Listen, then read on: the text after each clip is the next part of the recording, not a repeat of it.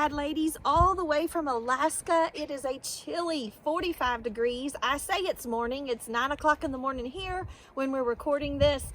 So it's 1 o'clock at home, but you can see there's some beautiful snow-capped mountains. There's a waterfall. I'm not sure that you can hear that, but definitely enjoying God's creation while we're traveling in an RV in Alaska. So thank you for praying for us. We've been praying for you. It's hard to believe we are already on week 3 of our 24-hour prayer meetings. I do believe prayer is essential, and I have enjoyed spending this time with you.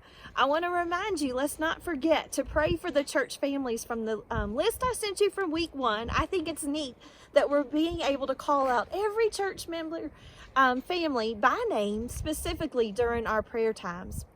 You know, over the past 3 weeks, we've been talking about different things. We talked about the mighty power of God and how God still provides Red Sea moments. Last week, we talked about looking up to Him and how God is our help. And He cares about the big things and He cares about the little things. I want to thank those of you that have been commenting each week after your prayer time, sharing verses and thoughts. I thought it was very interesting last week how several of you were talking about the great things of the Lord, praising the Lord, and the goodness of the Lord. Because that was what came to my mind during my prayer time last week, was actually the goodness of God. And several of you just shared some comments about it.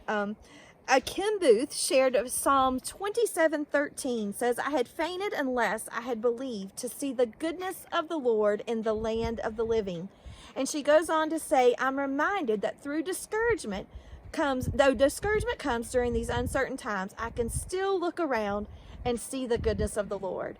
And I thought it was neat that Jennifer Jones shared, even in the tragedy of losing a friend of hers, that she could still see blessings through the pain.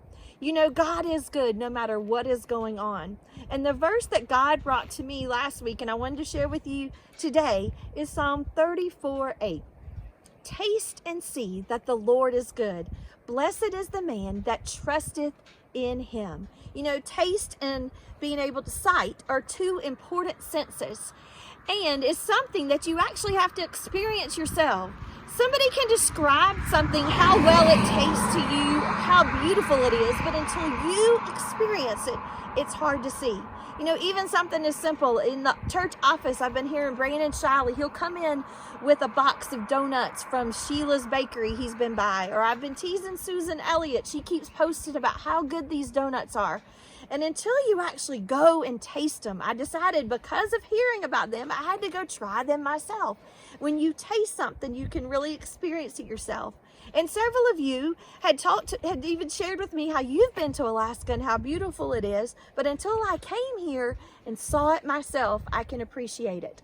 Taste and see. Something you have to experience, just like a relationship with the Lord. You have to experience that to really understand the goodness of the Lord.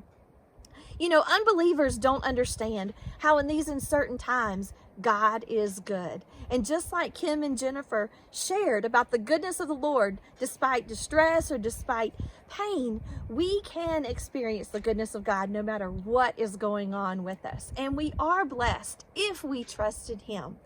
One thing I want us to focus on specifically this week during our prayer time is those who do not know the Lord. I want us to be praying specifically. Is there someone you know that hasn't been able to experience the goodness of the Lord? You know, I want God to use you and me to be salt and light in the world so that people will see and will want to taste what we have and will want to know the Lord. So I'm going to ask you this week, can you come up with a name or more than one name of someone who needs to know the Lord, who needs to be saved? And when you're commenting this week on the video, I'm going to ask you to not only share your thoughts or verses, I really enjoyed reading those, and I'm sure other ladies have as well.